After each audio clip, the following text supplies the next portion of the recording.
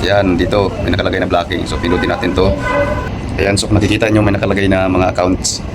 Ayan, so kung gusto nyo i-unblock yan, unblock nyo lang.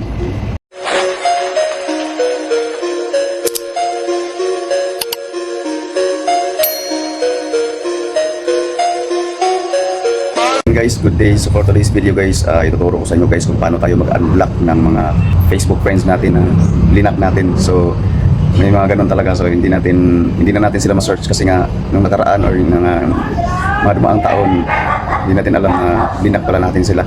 So ito po ang video na to, ituturo ko sa inyo kung paano natin sila i-unblock. Tapusin nyo po ang video na to guys para po malaman nyo po kung paano. Okay?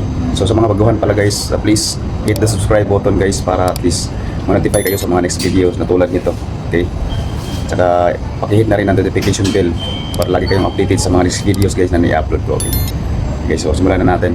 Okay guys, sundan nyo lang ang video na to, din tapusin nyo. Sundan nyo ang nasa screen, okay? Ayan. Okay, simulan na tayo. Unang-una, of course, punta tayo sa Facebook. Ayan. Then, punta tayo dito sa gilid, 3 dots. Tapos, hanapin natin ang settings and privacy. Pinutin natin yan. Then, punta tayo dito sa settings. Ito.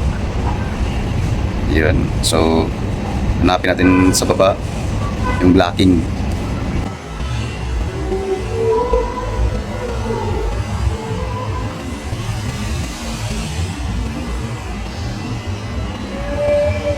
Yan, dito may nakalagay na blocking. So, pinutin natin to. Ayan, so kung nakikita nyo may nakalagay na mga accounts.